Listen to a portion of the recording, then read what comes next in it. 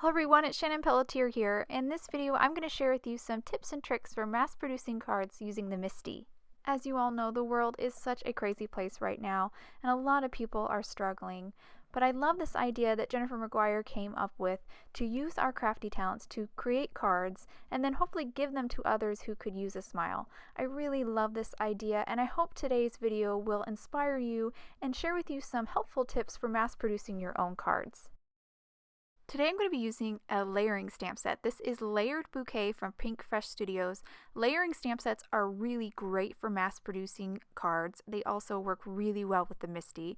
I used the Layer Bouquet die, matching die, to die cut 4 bouquets out of some white cardstock, and I'm now adding some adhesive to the back side of one of the negatives, and I'm going to pop this into my MISTI. This is going to be a jig that's going to hold my die cut in place when I stamp on it, and it's just going to make sure all my alignment for my layers are perfect on all 4 of my die cut bouquets.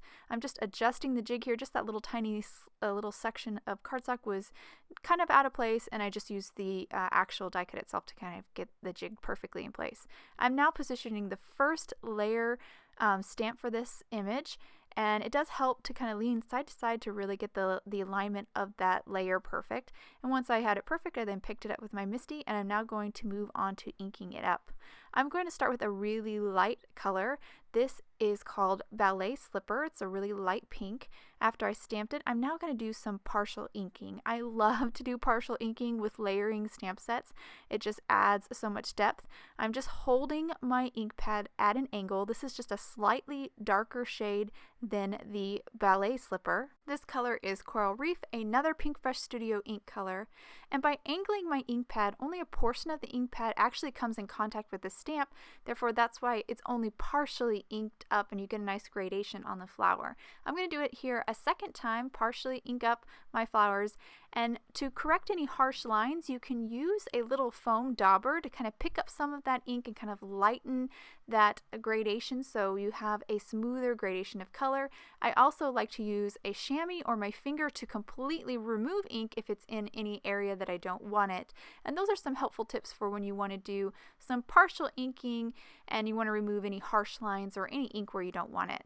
So now that I've stamped that did the partial inking, I'm done with that layer for that flower. So I'm now going to grab another die cut and do the tops for this die cut. For this die cut, I'm using some different combo of colors. I'm obviously moved on to yellows here. I always start with my lightest color first and then move on to kind of a medium shade for that partial inking to just create a nice little gradation on the flowers. And I'm going to repeat that for all the remaining die cuts that I have.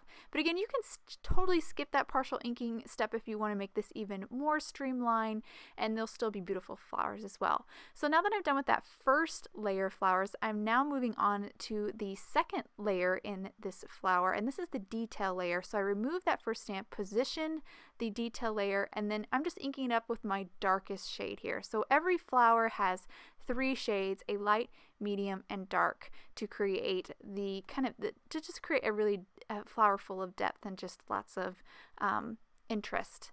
And if you'd like to know any of the ink combos that I used, I'll share those in the description below. Now I'm moving on to the leaves. I have blues picked out for the leaves, a little untraditional. I'm starting with my lightest blue first. This is Sky Blue.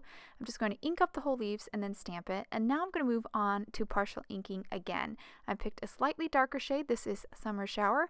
Again, I'm angling my ink pad so just a portion of it touches the leaves. I'm trying to ink up the bottom portion of the leaves, but not every one of the leaves because they're difficult to get into. And then I just do a little cleanup with my finger and then I will stamp it. So this one is pretty simple, just kind of partially inked, a little cleanup with my finger and then stamped it. Here for the yellow flowers, I'm going to show you how you can get a softer gradation when you use the dauber. I'm going to partially ink up the leaves again with Summer Shower, and then after I ink them up, I'll grab my dauber here and I'll just kind of soften that transition or where the end of Summer shower is.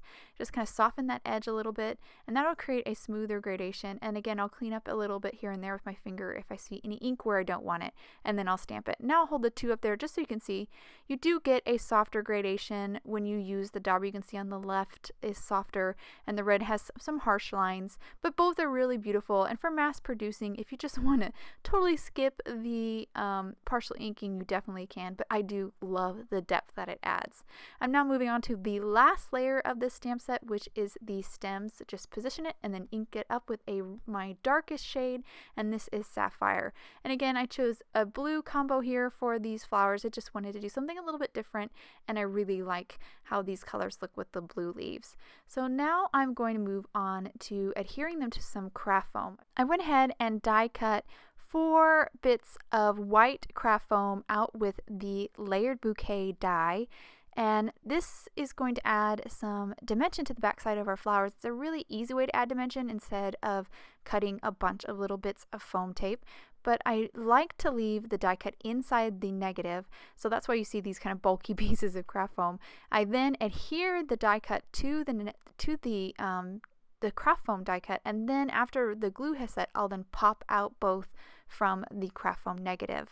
I'm now going to set those aside to dry, and I'm now going to move on to my background. This is the Diamond Tiles stamp. It is a rubber cling stamp, and I'm going to use it to create a background, but I want that pattern to be completely over an A2 panel, so I'm going to show you how to do that. First, I remove my mouse pad from my MISTI, and I have some white paper here. This can just be a scratch piece of cardstock or just regular even copy paper really, and I adhered it down into the well of my MISTI, but it does need to be larger than an A2 panel and about the size of your rubber cling stamp.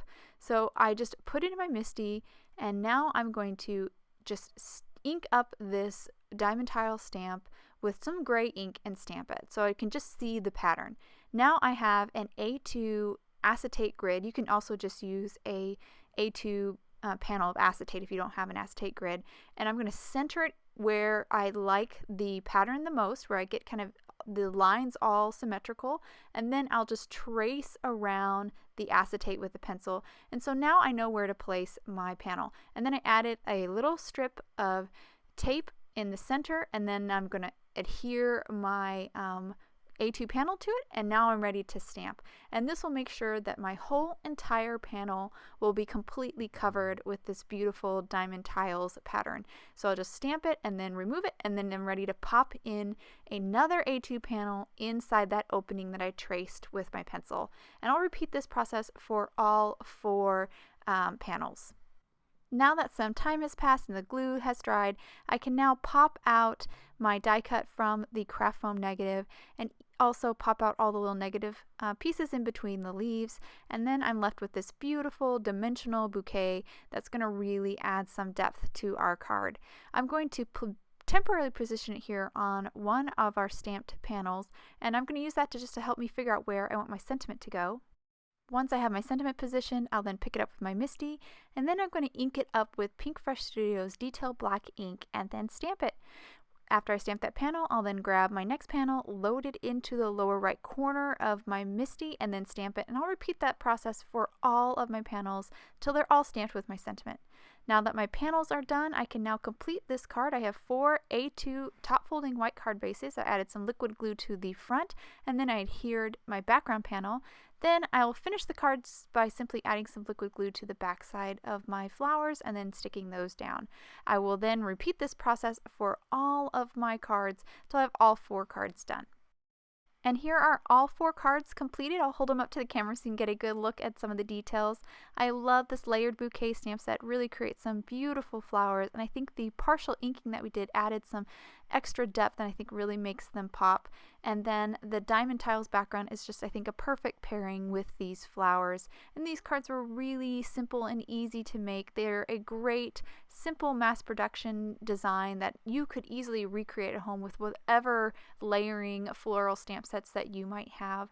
I hope you guys enjoyed today's cards and video, and I hope the tips were helpful for you to maybe mass produce some cards as well. If you'd like any more information on the products I use, please check out the links below in the description. I'll also share links to my blog and my Instagram account as well. And if you like this video, I'd so love for you to subscribe to my channel. Thank you so much for watching and have a wonderful day.